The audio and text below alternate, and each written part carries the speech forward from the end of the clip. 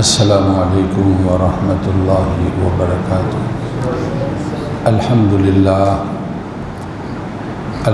للہ نحمدہ ونستعینہ ونستغفرہ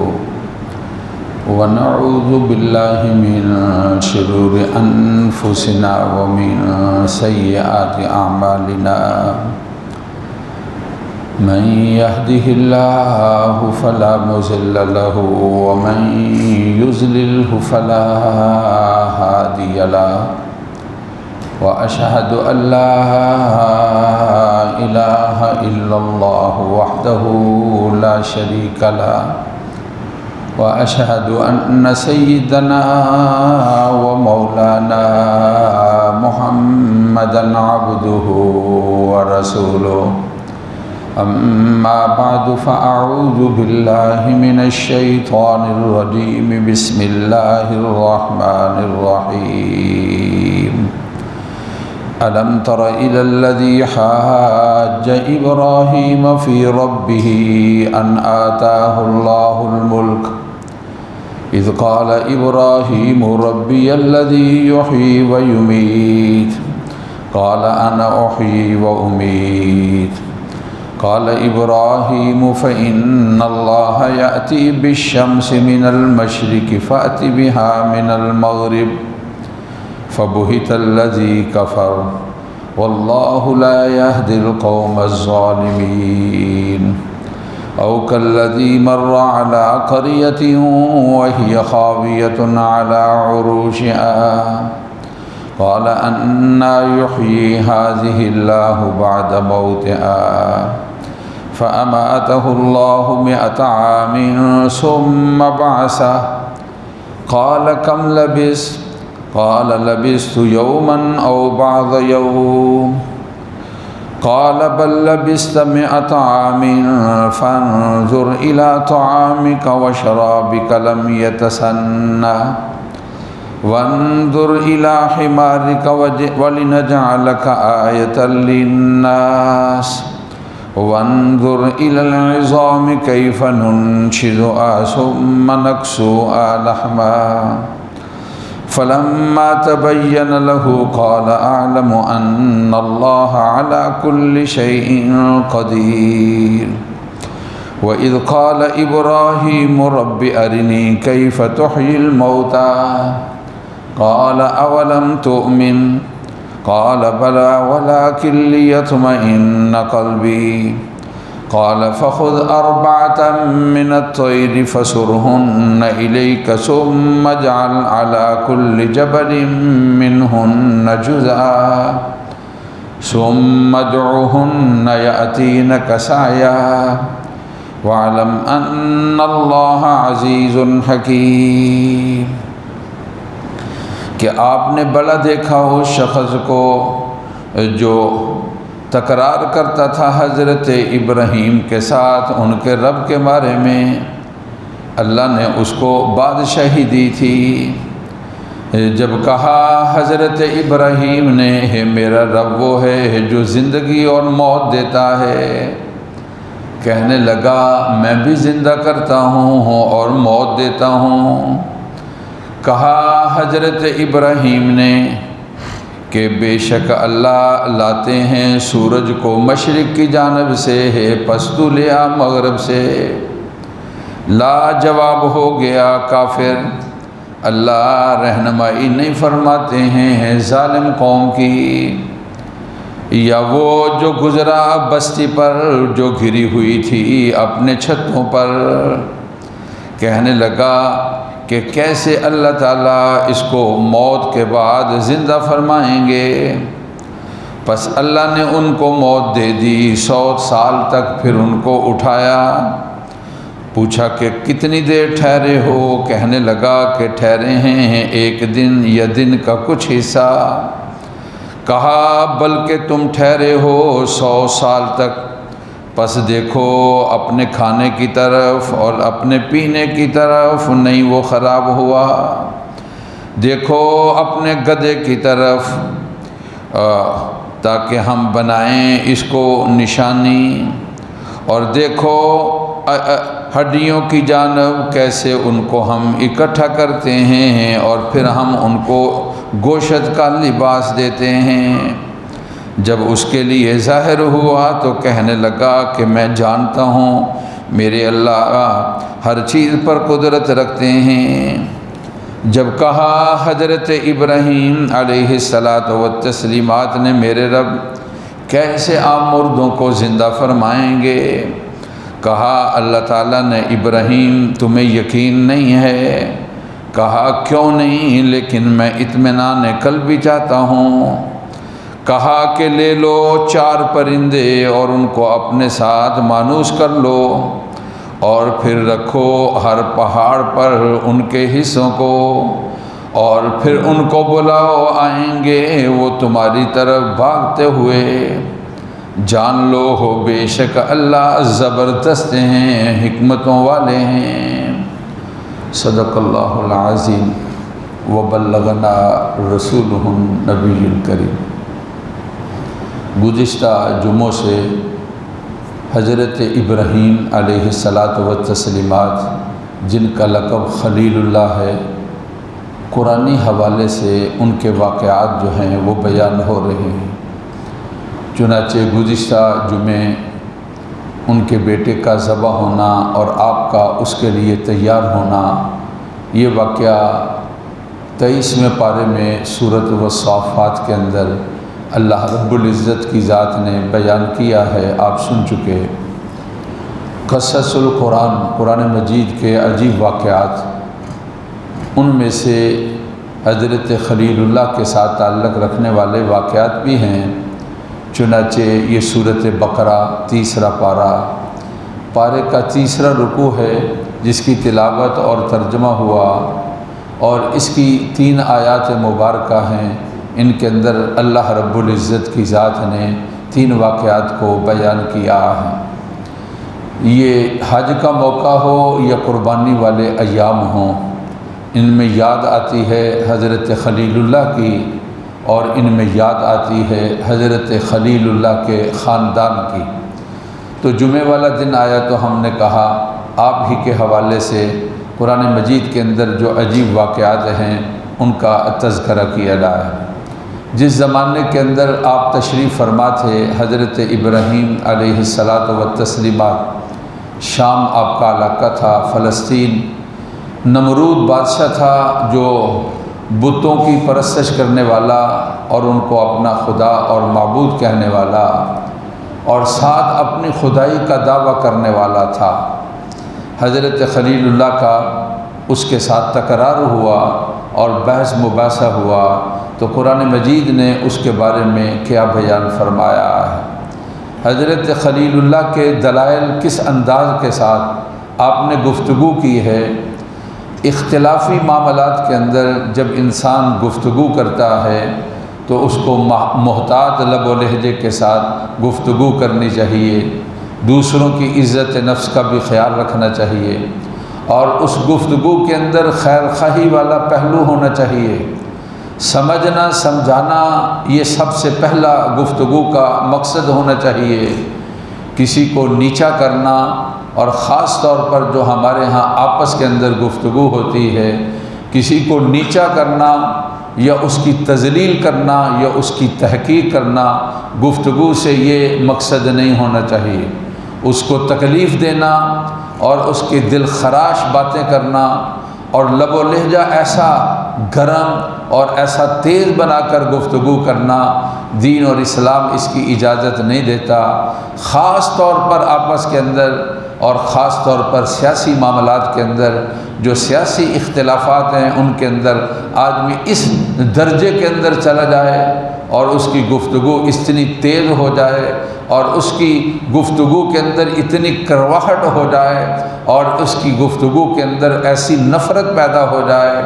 اور اس کی گفتگو کے اندر ایسا توڑ پیدا ہو جائے، دین اور اسلام اس کو پسند نہیں کرتا ہے۔ رسول پاک صلی اللہ علیہ وسلم نے فرمایا کہ کسی کے ساتھ تمہاری مخالفت ہے تو ہو نمبا اس کو ذرا احتیاط کے ساتھ مخالفت رکھو، ہو سکتا ہے کہ وہ کل تمہارا دوست بن جائے، اور جس کے ساتھ تمہاری دوستی ہے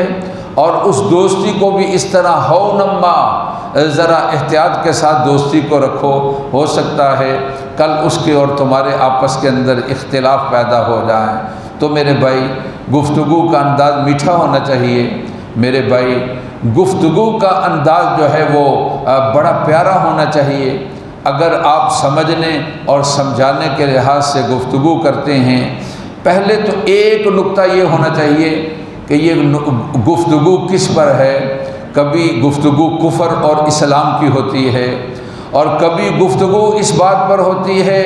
یہ ملک کا دشمن ہے یا ملک کا خیر خواہ ہے، اور کبھی گفتگو اس طرح ہوتی ہے کہ یہ ملک کے لیے بہتر ہے اور فلانا آدمی ملک کے لیے بہتر نہیں ہے۔ تو اس طرح مختلف جو درجات ہیں گفتگو کے، ان کے اندر طرز تکلم بھی اسی طریقے کے ساتھ ہونا چاہیے۔ حضرت خلیل اللہ کی بحث ہوئی اور ان کا تکرار ہوا، وقت کا جو بادشاہ تھا اپنے کو خدا کہتا ہے اور خدائی کا دعویٰ بھی ہے، اور کئی خدا بنا رکھے ہیں، بتوں کی پرستش بھی کرتا ہے۔ حضرت خلیل اللہ کے یہ گفتگو قرآن مجید نے اس کا تذکرہ کئی جگہ پر کیا ہے۔ یہاں تیسرے پارے کے تیسرے رکوع کے اندر جس گفتگو کو بیان کیا تو کیا قرآن ارشاد فرما رہا ہے، ذرا قرآنی الفاظ کے اندر غور فرمائیں۔ الم تر الی الذی حاج ابراہیم فی ربی، کیا آپ جانتے ہیں، آپ نے دیکھا ہے کہ حضرت ابراہیم علیہ الصلاۃ والتسلیمات ان کے ساتھ ان کی اس شخص کو جس نے بحث کی حضرت ابراہیم سے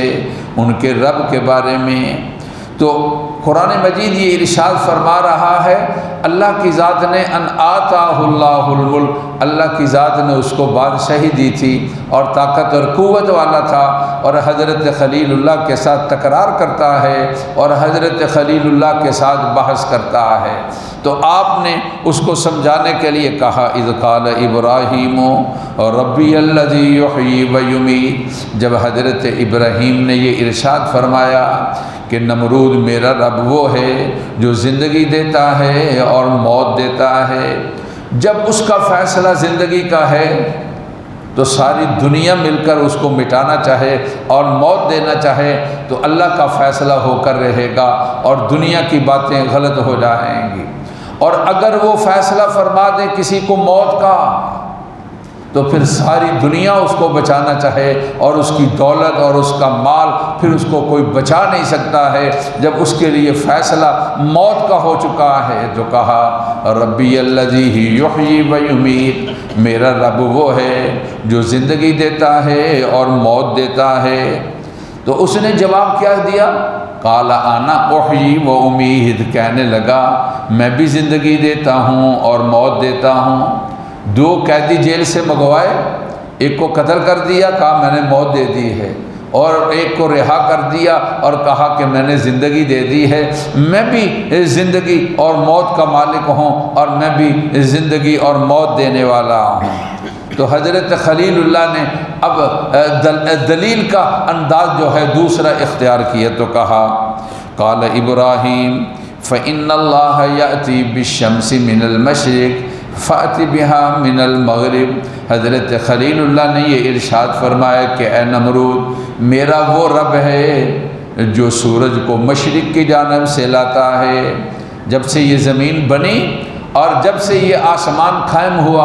اور جب سے یہ نظام یہ چلا ہے، اللہ تبارک و تعالی سورج کو حکم دیتے ہیں اور وہ مشرق کی جانب سے طلوع ہوتا ہے اور وہ مغرب کی جانب جو ہے وہ غروب ہوتا ہے۔ یہ نظام زندگی کا چلتا رہے گا، یہ طلوع اور غروب کا سلسلہ چلتا رہے گا۔ ہاں جب ان کا حکم آئے گا تو سورج جہاں غروب ہوگا وہیں سے پھر مغرب کی جانب سے سورج طلوع ہو جائے گا، وہ دن اس دنیا کا آخری دن ہوگا۔ پاک پیغمبر صلی اللہ علیہ وسلم نے فرمایا کہ لوگ اس وقت حیران ہوں گے کہ اس کو کیا ہو گیا، اور پھر بتایا جائے گا کہ اس کے رب کا اس کے لیے یہی حکم ہے، جہاں تو غروب ہوا ہے وہیں سے تو نے طلوع ہونا ہے۔ یہ قیامت کی نشانی ہے اور بڑی نشانیوں میں سے یہ نشانی ہے، اور جب یہ ظاہر ہوگی تو توبہ کا دروازہ بند ہو جائے گا، اس سے پہلے کھلا ہے۔ بڑے سے بڑا مجرم اپنی غلطی اور اپنے گناہ کی اپنے اللہ سے معافی چاہے تو اللہ تعالیٰ معاف فرمانے والے ہیں۔ فَبُہِتَ الَّذِي کَفَرَ، کافر لاجواب ہو گیا، اب وہ حیران ہو گیا کہ میں اس کے بارے میں کیا کہوں، کہ میں یہ کیسے کہوں کہ میں سورج کو لاتا ہوں مغرب کی جانب سے، ظاہر ہے میری طاقت نہیں ہے۔ تو کافر جو ہے وہ لاجواب ہو گیا۔ قرآن کہتا ہے وَاللَّهُ لَا يَهْدِي الْقَوْمَ الظَّالِمِينَ، اللہ تعالیٰ ظالم قوم کی رہنمائی نہیں فرماتے ہیں۔ اب اس کے بعد اللہ رب العزت کی ذات نے، چونکہ یہاں زندگی اور موت کا تذکرہ تھا، تو دو واقعے بیان کیے کہ اللہ تعالیٰ کس طرح لوگوں کو زندگی دیتے ہیں اور اللہ تعالیٰ کس طرح مردوں کو زندہ کرنے والے ہیں۔ زندگی اور موت اللہ کے ہاتھ کے اندر ہیں، اور اس دنیا کے اندر دو عجیب واقعات کو اللہ تعالیٰ نے ظاہر کیا اور دکھا دیا کہ ان کی طاقتیں ہیں اور قوتیں ہیں۔ ایک واقعہ جو ہے اس کے بارے میں حضرات مفسرین اکرام کہتے ہیں حضرت عزیر علیہ الصلاۃ والتسلیمات کے ساتھ واقعہ پیش آیا ہے، جو پہلی آیت کے مبارکہ کے اندر تذکرہ ہے۔ تو آپ نے دیکھا ایک بستی سے گزرے، وہ بستی گری پڑی تھی اور بستی والے لوگ سارے کے سارے دنیا ایک عرصہ گزر چکا، ان کا نشان اور نام بھی ان کا باقی نہیں تھا۔ تو اپنے اللہ تعالیٰ سے درخواست پیش کرتے ہیں کہ میرے اللہ تعالیٰ ان کو کیسے زندہ کرا۔ اللہ کی ذات نے، قرآن کہتا ہے فَأَمَاتَهُ اللَّهُ مِئَةَ عَامٍ ثُمَّ بَعَثَ، اللہ کی ذات نے ان کو موت دے دی، یعنی ایسی نیند دے دی جو موت نما تھی، اور 100 سال تک اللہ کی ذات نے ان کو سلائی رکھا، اور پھر اللہ کی ذات نے ان کو زندہ کیا۔ تو ان سے پوچھا کہ کم لبس، کتنا زمانہ ہو گیا تم یہاں لیٹے ہوئے تھے اور سوئے ہوئے تھے؟ تو کہنے لگا کہ مجھے ایک دن ہوا ہے، او بعض یوم، یا ایک دن کا کچھ حصہ ہوا ہے، تو میں یہ سویا رہا۔ اور یہ اللہ تعالیٰ کی ذات نے یہ ارشاد فرمایا ایسی بات نہیں ہے۔ قال بل لبثت 100 عام، تو 100 سال تک سویا رہا ہے۔ اب دیکھ فانظر الی طعامک و شرابک لم یتسنى، اللہ کی ذات نے کیسا انتظام فرمایا کہ 100 سال کا زمانہ گزرا ہے، تیرے کھانے والی چیزیں بھی اور تیری پینے والی چیزیں بھی خراب نہیں ہوئی ہیں، اسی طریقے کے ساتھ 100 سال تک وہ چیزیں جو ہیں اسی طریقے کے ساتھ موجود رہی ہیں۔ کسی چیز کو رکھ لینا یا کسی چیز کا پڑا رہنا، یہ اس کے اندر شرعی لحاظ سے اس میں کوئی خرابی نہیں ہے۔ قربانی کا گوشت ہے نا، لوگ رکھ لیتے ہیں، اور اگر اس کو اس نیت کے ساتھ رکھا جاتا ہے کہ یہ برکت والا ہے، ہم یہ تبرک کے طور پر اس کو گائے بگائے کھائیں گے، اور کبھی دوست احباب آئیں تو یہ کہا جائے کہ یہ قربانی کی چیز ہے ہم نے رکھی ہے، تو اس میں کوئی حرج والی بات نہیں ہے۔ ایک موقع پر رسول اللہ صلی اللہ علیہ وسلم نے منع فرما دیا تھا، لیکن بعد میں آپ نے اجازت دے دی، وہ خاص موقع تھا، قحط پڑا ہوا تھا، پھر آپ نے اجازت دے دی۔ غرباء اور مساکین کا خیال رکھنا چاہیے، لیکن کوئی اپنے لیے رکھتا ہے تو اس کے رکھنے کے اندر کوئی حرج والی بات نہیں ہے۔ تو 100 سال تک آپ کا کھانا اور پینا پڑا رہا، اور کہا کہ لم یتسنى، دیکھو اس کے اندر کوئی خرابی جو ہے وہ پیدا نہیں ہوئی ہے۔ اور پھر یہ کہا گیا وانظر الی حمارک، اپنے گدھے کو دیکھو جو سواری تھی، اس کے بارے میں کیا حکم ہے اور اس کا سلسلہ جو ہے وہ کس طرح ہے۔ وَلِنَجْعَلَهُ آیَةً لِلنَّاسِ، اس کو ہم لوگوں کے لیے نشانی بنانا چاہتے ہیں۔ اللہ تعالیٰ بطور عبرت کے بتانا چاہتے ہیں دیکھو ہماری طاقت اور قوت کیا ہے۔ کھانے پینے والی اشیاء 100 سال کا عرصہ گزر گیا، ان کے اندر کوئی خرابی پیدا نہیں ہوئی ہے۔ اور دیکھو گدھا، اس کی کیا حالت ہوئی، اس کا سارا جسم بکھر چکا ہے، اس کی ہڈیاں کہاں چلی گئیں، جانور آئے اور نوچ نوچ کر اس کا چمڑا بھی اور اس کی ہڈیوں کو بھی کھا گئے اور بکھیر کے، اب دیکھو ہم اس کو زندہ کس طرح کرتے ہیں۔ اور پھر فرمایا کہ وانظر الی عظام کیف ننشزها ثم نکسوها لحما، ہڈیوں کو دیکھو کس طرح ہم ان کو جمع کرتے ہیں اور ان ہڈیوں کے اوپر کس طرح ہم آن کے اندر گوشت کا ان ہڈیوں کو لباس دے دیتے ہیں۔ اور پھر جب فلما تبین لہ، جب یہ بات واضح ہو گئی کہ ان کی بڑی طاقت اور قوت ہے، زندگی اور موت کی وہی اختیار اور طاقت اور قدرت رکھتے ہیں، تو کہنے لگے قال اعلم ان اللہ علی کل شیء قدیر، مجھے پتہ چل گیا کہ میرا اللہ ہر چیز پر قدرت رکھتا ہے۔ رسول اللہ صلی اللہ علیہ وسلم کے سامنے ایک آدمی آیا، آ کر کہنے لگا کہ یہ ہڈیاں جو بسیدہ ہو گئیں ان کو کون زندہ کرے گا؟ تو قرآن نے کہا قل یحییھا الذی اولھا مرہ، آپ فرما دیجئے کہ جس نے پہلی مرتبہ ان کو بنایا ہے اور جنہوں نے ان کو پہلی مرتبہ پیدا کیا ہے وہی ان بسیدہ اور پرانی اور یعنی ریزہ ریزہ ہو جانے والی ہڈیوں کو پھر وہ جوڑ دے گا اور ان کو لباس دے گا اور ان کو زندہ کر دے گا۔ اللہ کی ذات نے حضرت عزیر کو دکھایا اور پھر ان کا واقعہ قرآن میں بیان کیا، اور آنے والی نسلوں تک یہ واقعہ چلتا رہے گا اور اللہ تعالیٰ کی قدرت کا تذکرہ ہوتا رہے گا۔ اب تیسرا واقعہ ہے جس کا تعلق حضرت خلیل اللہ کے ساتھ ہے، جس کو قرآن نے بیان فرمایا کہ حضرت خلیل اللہ نے اپنے اللہ تعالیٰ سے درخواست پیش کی ہے، رب ارینی کیف تحیی الموتیٰ، اے میرے رب میں جاننا چاہتا ہوں آپ مردوں کو کس طرح زندہ کریں گے۔ اللہ تعالیٰ نے کہا اولم تؤمن، ابراہیم کو تمہیں اعتماد اور یقین اور ایمان نہیں ہے؟ کہا قال بلا ولکن لیطمئن قلبی، اے میرے رب بھلا یہ کیسے ہو سکتا ہے، مجھے یقین نہ ہو، میں مشاہدہ چاہتا ہوں، اطمینان قلبی کے لیے دکھا دیا جائے اور آنے والی دنیا کو یہ پتہ چل جائے اللہ بڑی طاقتوں والے ہیں اور اللہ قدرتوں والے ہیں، کس طرح اللہ تعالیٰ مردوں کو زندہ فرمائیں گے اور ان کی طاقت اور قدرت کیا ہے۔ حکم یہ آیا کہ اے ابراہیم 4 پرندے جو ہیں جانور ان کو اپنے ساتھ مانوس کر لو، ان کا نام قرآن نے بیان نہیں کیا، مفسرین کرام کہتے ہیں ایک ان میں سے کوا تھا، ایک ان میں سے مور تھا، ایک ان میں سے مرغ تھا، ایک ان میں سے کبوتر تھا، یہ 4 جانور اور یہ 4 پرندے حضرت خلیل اللہ نے ان کو لیا اور ان کو اپنے ساتھ مانوس کر لیا، اور جب یہ آواز دیتے تو کوا بھی ان کے پاس آ جاتا، اور جب یہ آواز دیتے مور بھی ان کے پاس آ جاتا، جب یہ آواز دیتے کبوتر بھی ان کے پاس آ جاتا، اور جب یہ آواز دیتے تو مرغ بھی ان کے پاس آ جاتا۔ ان کی آواز کو جانتے تھے اور سمجھتے تھے۔ اللہ کی ذات نے یہ ارشاد فرمایا قال فخذ 4 من الطیر فصرهن الیک، ان کو اپنے ساتھ مانوس کر لو، پھر حکم آیا کہ ان کو ذبح کرو، چنانچہ ان کے گوشت کے ٹکڑے کر دو، ان کی ہڈیوں کے حصے کر دو، اور پھر ان کو ساروں کو آپس کے اندر ملا دو، اور پھر حکم آیا یہ پہاڑ جو ہے اس کی 4 چوٹیاں ادھر ہے ادھر ہے ادھر ہے، ان کے اوپر جا کر یہ گوشت کے جو جس کو قیمہ بنایا ہوا ہے اس کو آپ وہاں جا کر رکھ دو، اور پھر ان کو بلاؤ پرندوں کو، تو دیکھو کس طرح یہ تمہاری آواز کے ساتھ ہی ہمارا حکم ہوگا ان کو زندہ ہونے کا، پھر اللہ تعالیٰ کس طرح اپنی طاقت اور قوت کو دکھائیں گے اور اللہ تعالیٰ مشاہدہ کرائیں گے، اور یہ پرندے کس طرح تمہارے پاس آ جائیں گے۔ اللہ تعالیٰ زندگی اور موت کے مالک ہیں، کبھی اللہ تعالیٰ دکھاتے بھی ہیں۔ اللہ رب العزت وہ کہتے تھے کہ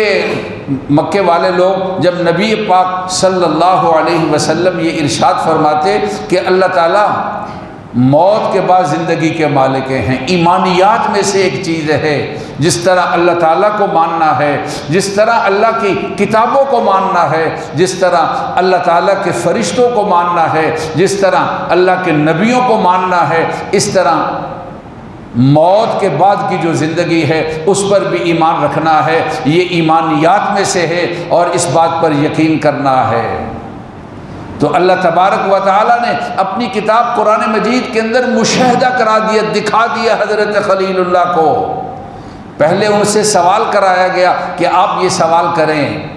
اور پھر اس کے بعد اللہ کی ذات نے جواب کی شکل کے اندر یہ سارے کا سارا مشاہدہ ان کے سامنے ہوا۔ اس سے اللہ کی طاقت ہے اور اللہ تعالیٰ کی قدرت ہے، اور اللہ تعالیٰ جو ہے ان کے ہر کام کے اندر حکمت ہے، اس کا پتہ چلتا ہے وہ طاقتوں والے اور قدرت والے اور حکمتوں والے ہیں۔ ذرا الفاظ کے اندر غور فرمائیں۔ وَإِذْ قَالَ إِبْرَاهِيمُ رَبِّ أَرِنِي كَيْفَ تُحْيِي الْمَوْتَى، جب حضرت خلیل اللہ نے کہا آپ مجھے دکھائیے میرے رب، آپ مردوں کو کس طرح زندہ فرمائیں گے۔ حج کا یہ موقع، یہ قربانی کا موقع، حضرت خلیل اللہ کے واقعات جن کا قرآن نے تذکرہ کیا ہے یہ بیان چل رہا ہے۔ تو اللہ تبارک و تعالی نے کہا قال اولم تؤمن، اے ابراہیم تمہارا ایمان نہیں ہے، تمہارا یقین نہیں ہے۔ قال بلا ولکن لیطمئن قلبی، تو کہنے لگے کیوں نہیں، میں اطمینان قلبی چاہتا ہوں، مشاہدہ چاہتا ہوں، اور لوگوں کو بھی پتہ چل جائے آپ کی طاقت اور قوت کیا ہے۔ تو اللہ تعالیٰ کا حکم ہوا قال فخذ اربعۃ من الطیر، 4 پرندے لیجئے، فسرہن الیک، ان کو اپنے ساتھ مانوس کر لیجئے، ثم اجعل علی کل جبل منہن جزءا، پھر ان کے حصے کر دیجئے اور ہر پہاڑی کے اوپر ان کا حصہ رکھ دیجئے، ثم ادعوہن یاتینک سعیا، پھر آپ ان کو بلائیں۔ تو قرآن نے یہ نہیں کہا کہ وہ اڑتے ہوئے تمہارے پاس آ جائیں گے، حالانکہ پرندے اڑنے والے ہیں، کبوتر اڑنے والا ہے، کوا اڑنے والا ہے، مور بھی اڑ سکتا ہے، اور کوے بھی اس طرح اور مرغ بھی اس طرح چھلانگے لگا کر کچھ اڑ سکتے ہیں۔ یہ نہیں کہا، اس لیے اڑ کر آنے کے اندر یہ احتمال تھا کہ پتہ نہیں یہ کوئی اور ہیں، وہ نہیں ہیں، یہ کوئی اور ہیں جو اڑ کر آ گئے۔ تو کہا نہیں، تمہارے پاس چلتے ہوئے آئیں گے، سامنے نظر آئیں گے، اور لوگ دیکھیں گے اور آپ دیکھیں گے کس طرح اللہ کی ذات نے جو ہے آن کے اندر جو گوشت اور ہڈیاں تھیں، حکم آیا کہ سب الگ الگ ہو جاؤ، ہر پرندے کی ہڈیاں الگ الگ ہو گئیں۔ حکم آیا کہ جس کا گوشت ہے ان ہڈیوں کے ساتھ گوشت لگ جائے، گوشت بھی لگ گیا، اور پھر اس کے ساتھ پر بھی لگ گئے، بال بھی لگ گئے، اور پھر ان کے اندر جان بھی پڑ گئی، اور پہاڑی سے بھاگتے ہوئے پھر نیچے بھی آئے، اور اللہ تعالیٰ نے کہا ثم ادعوہن، اب آپ ان کو بلائیے، یاتینک سعیا، یہ بھاگتے ہوئے آپ کے پاس آئیں گے۔ حضرت خلیل اللہ نے جب یہ مشاہدہ کیا اور جب اس واقعہ کو دیکھا تو فوراً کہنے لگے وَعْلَمْ أَنَّ اللَّهَ عزیز الحکیم، اللہ تبارک و تعالیٰ کا حکم آیا کہ جان لو بے شک اللہ تعالیٰ زبردست ہیں، اللہ تعالیٰ حکمتوں والے ہیں، وہ بظاہر موت والے حالات سے زندگی کو نکال لیتے ہیں،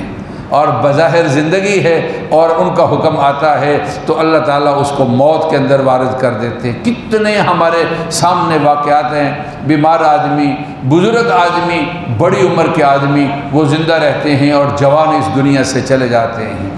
کتنے ہیں بظاہر جن کے بارے میں یہ خیال ہوتا ہے ان کی بڑی عمر ہوگی، وہ ان کی عمر فوراً ختم ہو جاتی ہے، اور کتنے ہیں جن کے بارے میں یہ خیال ہوتا ہے یہ صبح اور شام کے مہمان ہیں،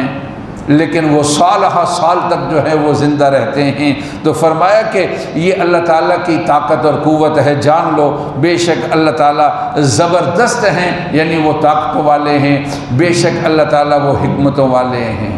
قرآن مجید نے تیسرے پارے کے تیسرے رکوع کے اندر 3 آیات مبارکہ ہیں، ان کے اندر 3 واقعات بیان کیے۔ قصص القرآن کے حوالے سے 2 کا تعلق حضرت خلیل اللہ کے ساتھ ہے، اور 1 کا تعلق حضرت عزیر علیہ الصلاۃ والتسلیمات کے ساتھ ہے۔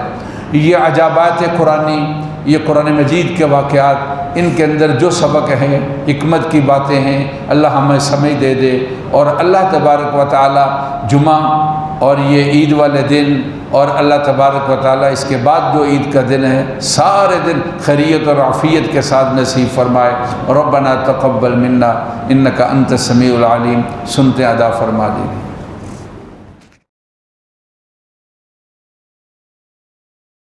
للہ رب العالمین الحمد للہ رب العالمین اللہم صلی علی سیدنا و مولانا محمد وعلی آل سیدنا و مولانا محمد وبارک وسلم۔ اے اللہ ہم سب کی جمعہ کی نماز کو قبول فرما، اے اللہ سب کی قربانیاں قبول فرما، اے اللہ سب کے حج کو قبول فرما، غلطیوں کو اور کوتاہیوں کو اپنے فضل اور کرم کے ساتھ اے اللہ معاف فرما دے، بیماروں کو صحت کاملہ نصیب فرما، اے اللہ پریشان حالوں کی پریشانیاں دور فرما، ہر حادثے سے، فتنے سے، ناگہانی بیماری سے، موت سے اے اللہ بچا لے۔ ہمارے عزیز و اقربا جہاں ہیں، دوست احباب، اے اللہ ان کو وہاں ساری خوشیاں نصیب فرمائی، ہر پریشانی سے اے اللہ بچا لیجیے۔ ان کے لیے سفر کا پروگرام ہے تو خیریت کے ساتھ سفر کی اے اللہ آنا اور جانا اور اس کی تکمیل فرمائی، سفر میں اور گھر میں اے اللہ ہر طرح خیریت اور عافیت فرما۔ حج کے موقع پر ہمارے ایک بڑے پیارے دوست ہیں عبدالباسط صاحب، ان کے بھائی آسٹریلیا سے آئے اور وہ ان کے ساتھ حج میں تھے، ان کا کوئی مالی نقصان ہوا، چوری، اے اللہ اس کی تلافی فرما دیجیے، اے کریم ہر طرح خیریت اور عافیت فرما دیجیے۔ جو کمیاں اور کوتاہیاں حجاج کرام کی ہوئی، بیمار ہیں ہمارے ایک ساتھی یہاں گجرانوالہ کے ہیں، بہت بیمار ہوئے، طواف زیارت بھی ان کا رہتا ہے، اے اللہ ان کو بھی ہمت دیجیے، اے اللہ ان کو صحت دیجیے، اے اللہ خیریت کے ساتھ ان کے سفر کی تکمیل فرمائی۔ اے اللہ کام کاج میں جہاں بندشیں ہیں، کام کاج میں رونقیں پیدا فرمائیے، رزق حلال وافر اے اللہ بسہولت انتظام فرمائی۔ اے اللہ ہماری دعاؤں کو قبول فرما۔ کل کا حادثہ ہو جس میں مجسٹریٹ صاحب، جج صاحب، ان کا بچہ بینوئی اور بانجا اے اللہ حادثے میں فوت ہوئے، ان کی مغفرت فرما، اے اللہ ان کی غلطیاں درگزر فرما، ان کے پسماندگان کو صبر نصیب فرما۔ اس طرح ناگہانی اموات سے اور حوادثات سے داؤد صاحب ہوں یا ان کے ساتھ جو ان کے شریک رشتہ دار، اے اللہ ان کی بھی مغفرت فرمائی۔ اے اللہ ہر حادثے سے اور حادثاتی موت سے اللہ بچا لیجیے۔ ہمارے والدین، بہن بھائی، رشتہ دار، مسلمان مرد عورتیں اللہ فوت شدگان کی مغفرت فرما، ہماری دعائیں اے اللہ قبول فرما۔ عید کی چھٹیوں کے بعد اے اللہ بہاروں کا سلسلہ شروع کر دیجیے، موسم خوشگوار بنا دیجیے، سیلاب سے، بارشوں کی کثرت سے اے اللہ بچا لینا، کام کاج کے اندر اے اللہ رونق پیدا فرما دینا، سیاسی اور ملکی حالات اے اللہ بہتر فرما دینا۔ ہمارے دوست احباب جو پریشان ہیں اے اللہ سب کی پریشانیاں دور فرما، اے اللہ ہر طرح خیریت اور عافیت فرما، ہماری دعائیں قبول کر لے۔ اور ربنا تقبل منا انک انت السمیع العلیم، وصلی اللہ تعالی علی سیدنا و مولانا محمد و آلہ و اصحابہ اجمعین برحمتک یا ارحم الراحمین۔